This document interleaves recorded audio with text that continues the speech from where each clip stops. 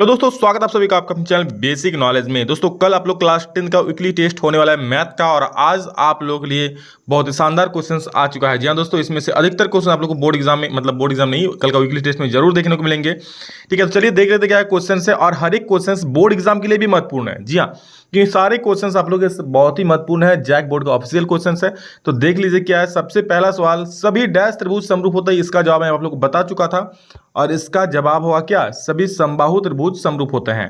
ठीक है, अगला प्रश्न, यदि एक त्रिभुज के सभी कोण, ठीक है, अन्य त्रिभुज की संगत कोणों के क्रमशः बराबर हो तो दोनों त्रिभुज समरूप होते हैं। समरूपता की इस कसौटी को किस नाम से जाना जाता है? बोल रहा है क्या कि अगर कोई त्रिभुज के सभी कोण, ठीक है, ये अन्य किसी त्रिभुज के सभी कोण इसके इसके इसके बराबर है, ठीक है, तो दोनों त्रिभुज समरूप होता है। तो ये कौन नियम से समरूप होगा भाई? तो ये हो जाएगा ए समरूपता नियम, सॉरी हाँ, समरूपता नियम से। ठीक है, एंगल एंगल एंगल तीनों कोण बराबर हो जाएगा। चलो अगला प्रश्न है, समरूप त्रिभुजों की संगत भुजाएं डैश होती है। तो समरूप त्रिभुजों की संगत भुजाएं समानुपाती होती है, यानी ऑप्शन नंबर बी इसका सही उत्तर हो जाएगा। दो समरूप त्रिभुजों की भुजाएं 4:9 के अनुपात में दिया है, तो इन त्रिभुजों के क्षेत्रफल का अनुपात क्या होगा मेरे भाई? तो देखो, दो त्रिभुज जो यहाँ पर क्षेत्रफल का अनुपात निकालने बोला है, भुजा का दिया हुआ है। सेम क्वेश्चन मैं सुबह बताया था आप लोगों को, तो अगर आप लोग जरा भी देखेंगे तो इसका कमेंट में जरूर आंसर बोलना। बहुत ही शानदार क्वेश्चन है। इसका ऑपोजिट ये भी आ सकता है कि हो सकता है आपको क्षेत्रफल का अनुपात दे दे और भुजाओं का अनुपात निकालने दे। ऐसा क्वेश्चन भी हम आगे भी देखने वाले हैं। ठीक है, देखो अगला एक क्वेश्चन है कि ओडीसी समरूप ओबी है। त्रिभुज जो ओडीसी है ओबी के समरूप है, मतलब ऊपर वाला त्रिभुज नीचे वाले त्रिभुज के समरूप है। ठीक है, और क्या बोल रहा है कि बीओसी का मान 125 डिग्री, मतलब ये देख सकते हो 125 डिग्री है। कौन सीडीओ 70 डिग्री है, देख सकते हो सीडीओ ये वाला 70 डिग्री है। आपको डीसीओ निकालना है, यानी कि डीसीओ ये वाला कोण, ऊपर वाला कोण ये जो है निकालना है। ठीक है, डीसीओ निकालना है। कैसे निकालेंगे? तो मेरे भाई ये 125 डिग्री है, तो बताओ ये वाला कितना होगा? ये 125 डिग्री है ना, तो ये वाला कितना हो जाएगा? आपको पता है ये दोनों मिला के 180 डिग्री होगा, ये दोनों मिला के 180 होगा, तो ये 125, तो ये कितना हो जाएगा? ये 55 डिग्री हो जाएगा मेरे दोस्त। 55 डिग्री हो गया ना, तो भाई 55 और 70 कितना बोल सकते हो? 125। 55 और 70 जोड़ोगे तो कितना हो जाएगा? 125 डिग्री हो जाएगा। और जब 125 डिग्री ये हो गया दोस्तों, तो ये तीसरा कोण आराम से निकाल सकते हो। त्रिभुज के तीनों कोणों का ये 180 डिग्री होता है, तो यहाँ से आप आराम से बोल सकते हो ना। जी हाँ, 55 और ये कितना 125 हो गया, तो बाकी बचा कितना? 180 में अगर 125 माइनस कर दोगे तो 5 और 5 55 डिग्री आंसर हो जाएगा। ठीक है, तो 55 डिग्री आंसर हो जाएगा। समझ गया? क्योंकि ये 125 है तो ये कितना हो जाएगा? ये 55 हो जाएगा। ठीक है, तभी तो होगा ना ये पूरा 180। तो एक ये 55 हो गया और ये 70, दोनों मिला 125, तो ये कितना हो जाएगा? 55, तभी तो 180 होगा। त्रिभुज के तीनों कोणों का योग 180 डिग्री होता है भाई, होता है। देखो त्रिभुज एबीसी में AB बराबर 3, BC बराबर 4 तथा कोण B बराबर 90 डिग्री है, तो AC का मान क्या होगा? देखो बहुत ही सिंपल क्वेश्चन है। पूरा त्रिभुज ABC है जिसमें कोण B बोल दिया 90 डिग्री है, तो एक त्रिभुज बनाते हैं इस प्रकार से, जिसमें कोण जो B है ना, ये आपका 90 डिग्री है, ये A है, ये C है। ठीक है, AB कितना है? 3 सेंटीमीटर है, BC कितना है? 4 सेंटीमीटर है, ये 90 डिग्री दिया हुआ है, तो भाई ये समकोण त्रिभुज है। पाइथागोरस थ्योरम लगा दो। क्या कि AC का स्क्वायर इक्वल टू AB का स्क्वायर प्लस BC का स्क्वायर, यानी कि AC का स्क्वायर क्या हो जाएगा? 3 का स्क्वायर प्लस 4 का स्क्वायर, 3 का स्क्वायर प्लस 4 का स्क्वायर, तो 3 का स्क्वायर 9, 4 का स्क्वायर 16, दोनों को जोड़ोगे तो आएगा 25। 25 का AC का स्क्वायर आ गया, तो आपको AC निकालना है, तो क्या करेगा? √25 कर दो। √25 यानी कि 5 आंसर हो जाएगा। 5 होगा, यानी कि ऑप्शन नंबर ए हो जाएगा। क्लियर है? सभी वृत्त डैश होते हैं, सभी वृत्त क्या होते हैं? सेम क्वेश्चन था क्या? नहीं, सभी त्रिभुज। चलो सभी वृत्त क्या होते हैं, ये भी सुबह बताए थे, समरूप होते हैं। बोल रहा है क्या? दो समरूप, देखो अब वही वाला क्वेश्चन पलट के दिया है कि दो समरूप त्रिभुजों के क्षेत्रफलों का अनुपात इतना दिया हुआ है, इन त्रिभुजों के संगत शीर्षलंबों का अनुपात क्या होगा?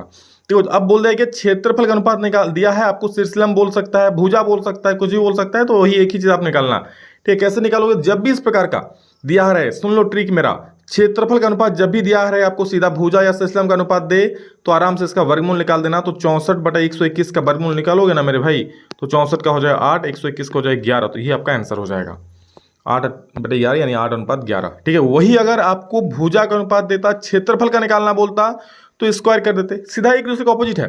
सुन लो फिर से, अगर भुजा का दिया हुआ क्षेत्रफल निकालने बोले तो स्क्वायर कर दोगे, क्योंकि भाई क्षेत्रफल बड़ा होता है तो स्क्वायर ही करेंगे ना।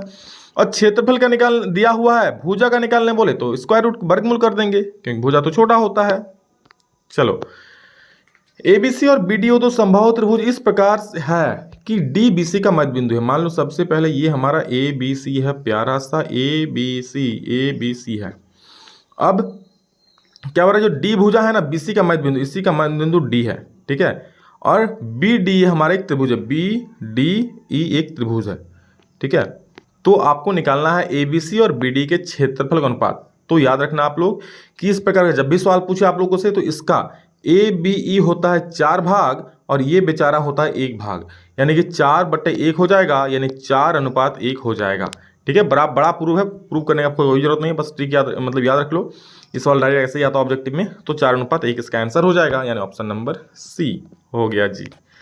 एक सीढ़ी किसी दीवार पर इस प्रकार टिकी हुई है कि इसका निचला सिरा दीवार से 25 मीटर की दूरी पर है तथा इसका ऊपरी सिरा भूमि से 6 मीटर की ऊंचाई पर बनी हुई। देखो क्या बोल रहा है, ये दीवार है, ठीक है। चलो सीधा दीवार सीधा होता है ना सर, ये दीवार हो गया, ठीक है। अब क्या इस दीवार से 2.5 मीटर की दूरी पर है, ये सीढ़ी लगा हुआ है इस प्रकार से मान लो, ठीक है। तो दीवार क्या बोल रहा है, सीढ़ी जो निचला सिरा है दीवार से कितना 2.5 मीटर, निचला सिरा सीढ़ी का ये है, ये दीवार यहाँ से कितना दूरी पर 2.5 मीटर दूरी पर है तथा इसका ऊपरी सिरा भूमि से 6 मीटर की ऊंचाई पर है तथा इसका ऊपरी सिरा सीढ़ी का कहाँ है, ये सीढ़ी है, ऊपरी सिरा ये है, ये भूमि से कितना मीटर ऊंचाई पर, देखो इतना ऊंचाई पर है, कितना ऊंचाई पर 6 मीटर ऊंचाई पर है।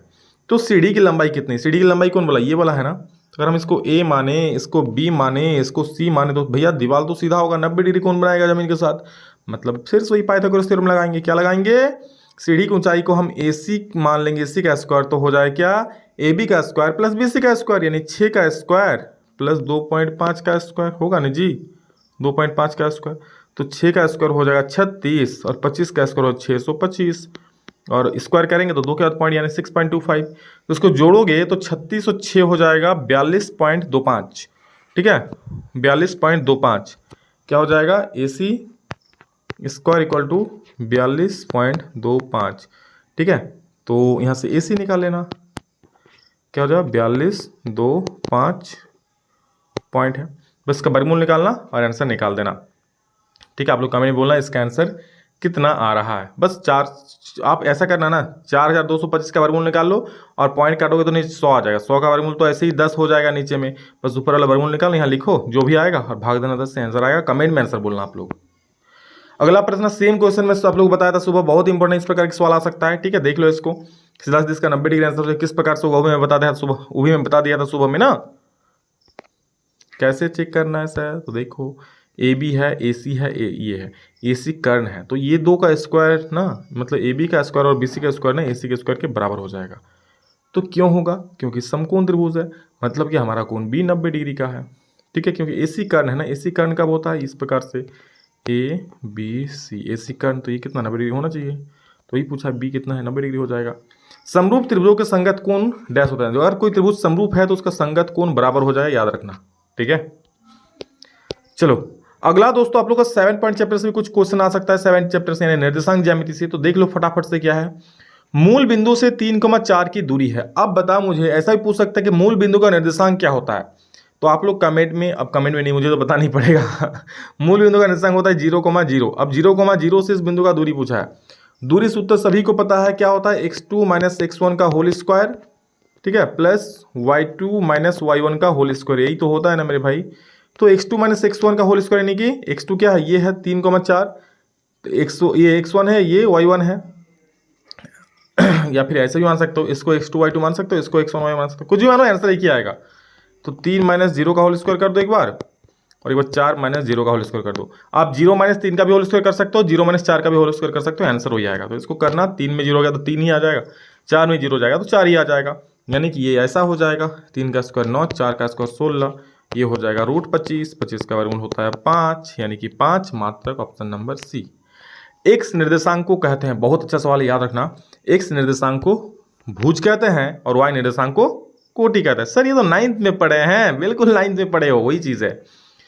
2 बिंदु दिया है, इसके बीच का दूरी निकालने बोला, तो सिंपल सा दूरी सूत्र लगा देना। ये क्या होता है, वही सूत्र, x2 - x1 का whole square plus y2 - y1 का होल स्क्वायर।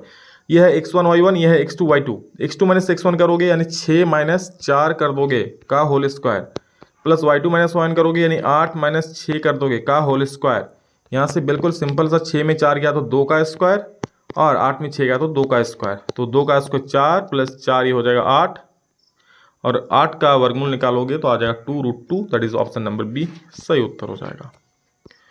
बिंदुओं तथा इसको मिलाने वाले रेखाखंड का मध्य बिंदु क्या है? डायरेक्ट मध्य बिंदु का भी फॉर्मूला पूछ सकता है, याद रख लो x1 plus x2/2 comma y1 plus y2/2, ये हमारा मध्य बिंदु का फॉर्मूला हो गया। क्या x1 2, x2 कितना है 4, तो 2 प्लस 4/2, y1 कितना है 5 और y2 कितना है 7, तो 5 प्लस 7/2 बस कर दो। 2 प्लस 4/2 यानी 6/2 होगा और 5 प्लस 7/2 यानी 12/2 होगा, तो 6/2 और 12/2,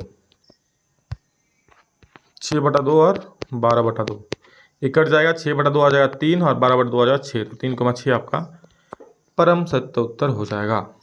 ए बी और सी तीन बिंदु संरेखी होते हैं जब, कब संरेखी होता है? ए बी सी मान लो कोई 3 बिंदु है, ठीक है, तो संरेखी कब होगा? जब A B plus B C को क्या हो जाएगा? ए सी हो जाएगा। तीनों एक ही संरेखी मतलब एक ही लाइन पे होगा, तो एक ही लाइन पे कब होगा? जब ये तीनों इस प्रकार से हो, A B plus B C equal to A C हो जाए, यानी कि हमारा जो पहला ऑप्शन है बिल्कुल सटीक है।